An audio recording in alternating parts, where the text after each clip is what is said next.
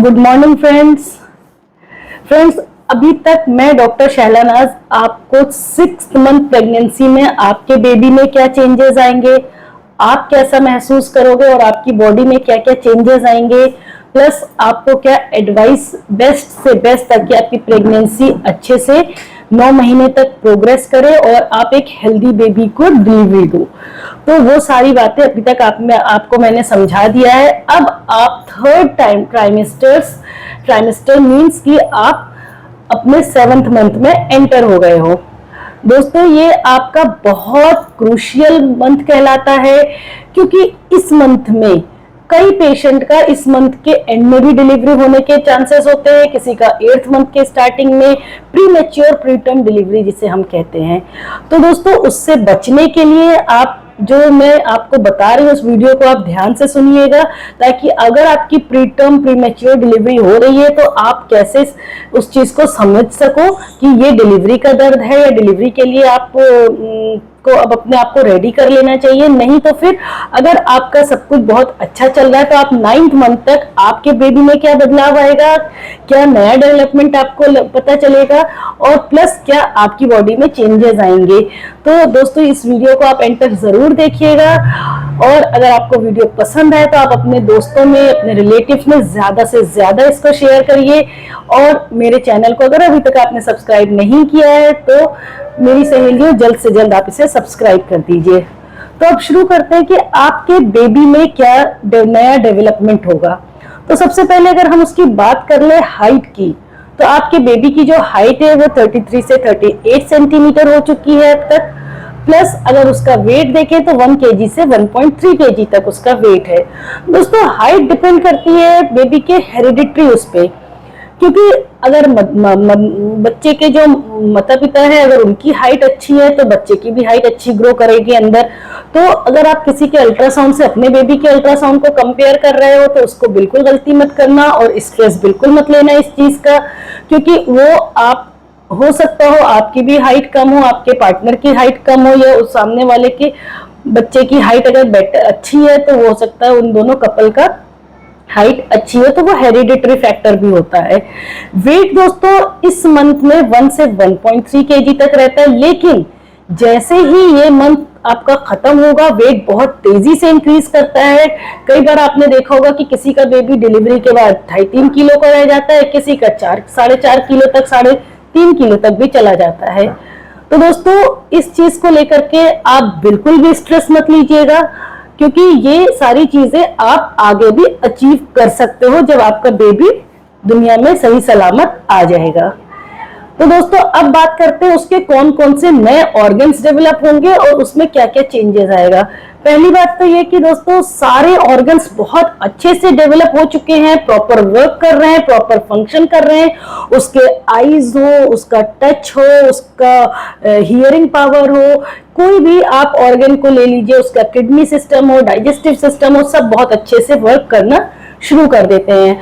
आपका बेबी इस समय आपके टच को, आपके इमोशंस को भी महसूस करता है।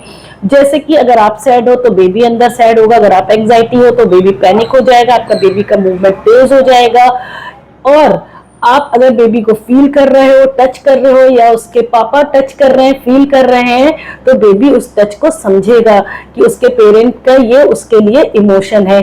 प्लस इस समय बेबी के टंग डेवलप बहुत अच्छे से, टेस्ट बड बहुत अच्छे से डेवलप हो चुके होते हैं। बेबी का जो आपका जीआई ट्रैक्ट है, मींस माउथ से रेक्टम तक का जो पार्ट है, जो भी ऑर्गन्स है, वो बहुत अच्छी से तरह से डेवलप हो चुके होते हैं। बेबी माउथ डेवलप के कारण, बहुत अच्छे से हो जाने के कारण बेबी जो भी खाना खाता है, सोलो करता है, जाता है नीचे, तो उसकी वजह से जो भी दूध पी रहा है या उसकी वजह से डाइजेस्टिव जूसेस भी सिक्रीट होने लगते हैं, ताकि उसका पाचन शक्ति अच्छा हो जाए और खाना आगे हजम भी होना शुरू हो जाता है। और कई बार क्या होता है कि इस महीने के एंड में अगर डिलीवरी हो भी जा रही है तो बेबी के सारी चीजें मैच्योर हो चुकी होती हैं और वो दुनिया में आए तो अच्छी तरह से उसकी जो पाचन शक्ति है, डाइजेस्टिव जूसेस हैं, सिक्रीशंस है, सब अच्छे से वर्क करते हैं। इस वक्त जो बस एक चीज होती है वो है लंग मैच्योरिटी। बेबी का जो लंग होता है वो प्रॉपर मैच्योर नहीं होता है इस समय। तो फिर ऐसे में अगर किसी पेशेंट की डिलीवरी होती है, लेबर पेन शुरू हो जाते हैं, तो डॉक्टर आपको हमेशा स्टेरॉइड का डेक्सामेथासोन या बीटामेथासोन के दो इंजेक्शन लगवाते हैं। वो 12 आवर्स अपार्ट या 24 आवर्स अपार्ट तो लगवाए जाते हैं। वो सिर्फ इसलिए होते हैं ताकि आपके बेबी का जो लंग है वो मैच्योर हो जाए, फेफड़े फूल जाए, और वो दुनिया में अगर आ भी जाए तो सेल्फ डिपेंडेंट हो, उसे वेंटिलेटर या नीकू की जरूरत, सहायता की, ऑक्सीजन की बाहर से जरूरत नहीं पड़े। सेफ्टी पॉइंट ऑफ व्यू के लिए उसको फिर भी नर्सरी में रखना चाहिए। दोस्तों, जो बच्चे का लंग होता है उसमें एक ऐसा सर्फेक्टेंट मौजूद होता है, या वो खुद ऐसा सर्फेक्टेंट पैदा करता है जो कि बेबी के लंग मैच्योर में हेल्पफुल होता है, फेफड़े मैच्योर करने में हेल्पफुल होते हैं। लेकिन वो अब इस महीने के बाद होना शुरू होता है। इसीलिए किसी किसी की अगर प्रीमेच्योर डिलीवरी हो जाती है तो इंजेक्शन डॉक्टर जरूर से लगवाते हैं। टेटनस के आपके दोनों डोज इस समय तक कंप्लीट हो जाने चाहिए। कई डॉक्टर्स आपके 3rd या 4th मंथ में टीटी लगवाते हैं 2 डोजेस, कई 4 और 5th मंथ में लगवाते हैं। दोस्तों, मैं अपने पेशेंट को 4-5 के मंथ में या तो फिर दोनों इंजेक्शन लगवाती हूँ, एक 4th मंथ में, एक 5th मंथ में, नहीं तो फिर कई डॉक्टर्स 5th और 6th में। लेकिन दोस्तों, 6th मंथ तक आपके टेटनस के डोज कवर्ड हो जाने चाहिए, क्योंकि 7th मंथ में कई लोगों की प्रीमेच्योर डिलीवरी होने के भी चांसेस होते हैं, ताकि बेबी दुनिया में आए तो उसे किसी तरह के इन्फेक्शन का सामना ना करना पड़े, कोई इन्फेक्शन उसे नहीं लगे, इसलिए टेटनस के इंजेक्शन लगाए जाते हैं। इसके बाद अगर हम बात कर लें तो बेबी का स्किन की बात करेंगे हम। दोस्तों, मैंने आपने पिछला वीडियो देखा होगा तो उसमें स्किन का बताया था मैंने कि रेड कलर की एक ट्रांसपेरेंट स्किन होती है और उसपे हेयर्स भी होते हैं। लेकिन इस वक्त आपके बेबी का जो स्किन कलर है उसमें पिगमेंटेशन आ जाता है। मींस जो कलर बेबी का अब पैदा होने के बाद आने वाला है, पैदा होने के बाद बनेगा होगा कलर उसका, वो उसके पिगमेंट अब डेवलप होना शुरू हो जाते हैं। इस मंथ के एंड में कलर भी बेबी का आ जाता है, स्किन का कलर, बॉडी का कलर जो भी है। कई बार कलर भी आपके हेरिडिटरी पे डिपेंड करता है। मेलेनिन पिगमेंट ज्यादा बन रहे होते हैं तो उसकी वजह से कुछ कुछ बच्चे का कलर थोड़ा सा डार्क कॉम्प्लेक्शन होता है, कम होते हैं तो गोरे बच्चे भी होते हैं कई लोगों के, तो वो डिपेंड करता है, पिगमेंटेशन डेवलप होना शुरू हो जाता है। लेकिन इस समय दोस्तों, बेबी का जो स्किन है आपने देखा होगा कि पूरे रोए से भरे रहते हैं बेबी। तो इस समय चूंकि ये मंथ में आपके बेबी का वेट इंक्रीज होता है, फैट डिपोजिशन होने की वजह से मास इंक्रीज होता है, मसल्स में फैट आना शुरू हो जाते हैं, तो बेबी का वेट भी इंक्रीज होता है, और जो बाल थे, हेयर्स थे पूरे बॉडी पे, वो झड़ना शुरू हो जाते हैं, कम हो जाते हैं। और उसके अलावा एक फायदा और होता है फैट डिपोजिशन होने का, कि जब बाहर की दुनिया में हम होते हैं तो हमारा जो टेम्परेचर है वो 37 डिग्री मेंटेन रहता है। बाहर चाहे कितनी भी गर्मी हो, कितनी भी ठंड हो, हमारी बॉडी का जो टेम्परेचर है वो 37 डिग्री रहता है। इसी तरह से बेबी का टेम्परेचर भी मेंटेन करने के लिए उसका फैट डिपोजिशन रिस्पॉन्सिबल होता है, और इसी पे डिपेंड करता है कि अगर फैट डिपोजिशन हैवी है, अच्छा है, तो बेबी का वेट गेन अच्छा होना शुरू हो जाता है। किसी किसी का बेबी 4 kg तक भी पहुंच जाता है डिलीवरी के समय 9th मंथ में। तो अब इस समय बेबी के कई लोगों का देखा होगा आपने कि दुनिया में जब बच्चे पैदा हो जाते हैं तो उसके बहुत छोटे छोटे से रोगे होते हैं पूरी बॉडी पे, तो उसके लिए भी आपको घबराना नहीं है। जैसे जैसे आपके बेबी का वेट इंक्रीज होगा, वो रोए अपने आप, कई लोग आटे की लोई बना करके या बेसन की बना करके उसको छुटाते भी हैं, और अगर बेबी का वेट अच्छा इंक्रीज होता है तो वो रोए अपने आप धीरे धीरे खत्म भी हो जाते हैं। कई लोगों के अंदर पेट में जब बेबी रहता है तो वो 7th मंथ के बाद अपने आप कम हो जाते हैं और फैट डिपोजिशन बढ़ना शुरू हो जाता है। इसके बाद दोस्तों, अगर हम बात करते हैं तो आपके बेबी का मूवमेंट कैसा होगा। इस मंथ के स्टार्टिंग में आपके बेबी का मूवमेंट बहुत अच्छा होगा, बेबी बहुत घूम रहा होगा आपका।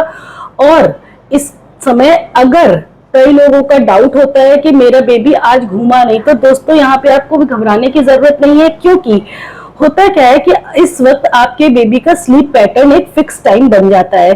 तो बेबी कुछ देर तो बहुत घूमेगा, बहुत एंजॉय करेगा, खेलेगा आपके साथ, लेकिन कुछ देर के लिए फिर 4 से 5 घंटे के लिए एकदम साइलेंट हो जाएगा, यानी कि वो उसके स्लीप का समय है, वो सो रहा है। तो आप घबराइए नहीं, थोड़ी देर बाद आप वॉच करने की कोशिश करिए। लेकिन इस मंथ के एंड में दोस्तों क्या होता है कि जो एमनियोटिक फ्लूइड है वो भी थोड़ा सा कम हो जाता है, प्लस आपके बेबी का जो मूवमेंट है वो भी हल्का सा डिक्रीज हो जाता है। थोड़ा सा फ्लूइड कम होगा, बेबी का मूवमेंट डिक्रीज हो जाएगा, तो उससे आपको घबराना नहीं है। आप बस ध्यान रखिए कि आपका बेबी 12 आवर्स में, 24 आवर्स में 4 to 5 टाइम्स, 6 टाइम्स आपका मूवमेंट करना चाहिए। प्लस इसके अलावा दोस्तों कई बार क्या होता है कि जो बेबी आपका कई लोगों का सवाल होता है कि मेरा बेबी फिक्स कब होता है। तो दोस्तों अभी आपका बेबी फिक्स नहीं होगा, अभी सिर्फ उसका जो मूवमेंट है वो बदलता रहेगा। किसी का ब्रीच भी हो जाता है, मींस उल्टा बच्चा होता है, अगले दिन सुबह अपने आप से सीधा हो जाता है। किसी का ट्रांसफर्स होता है, अपने आप ब्रीच हो जाता है। तो दोस्तों इस समय आपका जो बेबी का मूवमेंट है वो तेजी से बदलता रहता है, लेकिन अभी बेबी फिक्स नहीं होता है। प्यूबिक सिम्फाइसिस में आकर के, पेल्विक गर्डल में आकर के, वो लास्ट मंथ में आकर के फिक्स होता है। अभी आपको कोई घबराने की जरूरत नहीं है और परेशान होने की जरूरत नहीं है। अगर बेबी मूवमेंट 4 से 5 घंटे नहीं है तो आप लिक्विड इनटेक अच्छा लीजिए और उसके बाद ध्यान दीजिए आपका बेबी अब घूमा है या नहीं घूमा है। उसके बावजूद अगर बेबी आपका नहीं घूमता है तो फिर आप थोड़ा सा डॉक्टर से एक बार जाके धड़कन वगैरह चेक करवा लीजिए और बेबी मूवमेंट का ध्यान दीजिए। अब दोस्तों बात करते हैं आपके अंदर क्या चेंजेस आएंगे, क्या बदलाव आएंगे। तो सबसे पहले जो मदर के अंदर इस वक्त बदलाव आएगा 7th मंथ में, वो आपका ब्रेस्ट साइज इंक्रीज कर जाएगा। प्लस उसमें जो दूध पैदा करने वाले ग्लैंड्स है वो भी वर्क करना शुरू कर देंगे। मींस कई लेडीज के पानी जैसा व्हाइट व्हाइट या दूध जैसा, मिल्क जैसा सिक्रीशन आना शुरू हो जाता है। तो उससे आप चिंता मत करिए, घबराइए नहीं। वो आपका जो ग्लैंड है वो वर्क कर रहा है, स्टिमुलस मिल रहा है उसे, ताकि अगर डिलीवरी हो भी जाए आपकी 7th मंथ में या जब भी आपकी 8th मंथ या 9th मंथ में डिलीवरी होती है तो बेबी के लिए मिल्क तैयार हो गया है आपके ब्रेस्ट में। उसके अलावा जो आपके अंदर बदलाव आएगा वो ये कि आपका यूट्रस का साइज और बढ़ जाएगा। अगर आप शीशे के आगे देखोगे तो अगर आप अम्बिलिकल से चेक करना चाहते हो, अपने नाभि पे आप हाथ रखिए, आपको उससे 4 उंगली ऊपर आपका बेबी हार्ट जैसा महसूस होगा। तो मींस आपकी जो यूट्रस की साइज है वो अच्छी जा रही है, आपका बेबी का ग्रोथ अच्छा जा रहा है और आपका कोई दिक्कत परेशानी वाली बात नहीं है यहाँ पर। और दोस्तों इस वक्त मैंने आपको पिछली वीडियो में भी बताया था कि एक लीनिया निग्रा यानी कि काली धारी पट्टी जैसी आपको दिखाई देती है जो कि आपके अम्बिलिकस से नीचे के साइड प्यूबिस सिम्फाइसिस तक है। अब वो धारी धीरे धीरे ऊपर भी आपको दिखाई देगी 6th मंथ के बाद 7th मंथ से, कि लीनिया निग्रा आपको अम्बिलिकस से नीचे प्यूबिस सिम्फाइसिस तक प्लस ऊपर भी काली पट्टी। ये हार्मोन्स की वजह से होता है क्योंकि आपकी बॉडी में हार्मोन सिक्रीट हो रहे हैं, उसकी वजह से आपको स्ट्रेच मार्क्स, स्ट्रेच दिखाई दे रहे हैं। दोस्तों इस वक्त भी आपको अपना ब्रेस्ट केयर करना बहुत ज्यादा जरूरी है, प्लस आपको एब्डोमिनल केयर की बहुत ज्यादा जरूरी है। कई पेशेंट होती है जिनके की ब्रेस्ट पे व्हाइट व्हाइट से ग्रोथ दिखाई देता है, फंगल इन्फेक्शन होता है, खुजली इचिंग बहुत ज्यादा होती है। तो इस समय आप अपने निप्पल की, अपने ब्रेस्ट की केयर करिए, मसाज करिए। प्लस आप एलमंड ऑयल में विटामिन ई के कैप्सूल या कैस्टर ऑयल में या नारियल तेल में आप विटामिन ई के कैप्सूल डाल करके उसको मसाज करिए। इसी तरह से आप अपने लोअर एब्डोमेन में भी करिए और आप अपने आर्मपिट्स वगैरह में करिए, थाइज वगैरह में करिए, ताकि आपके स्ट्राइप्स कम बने।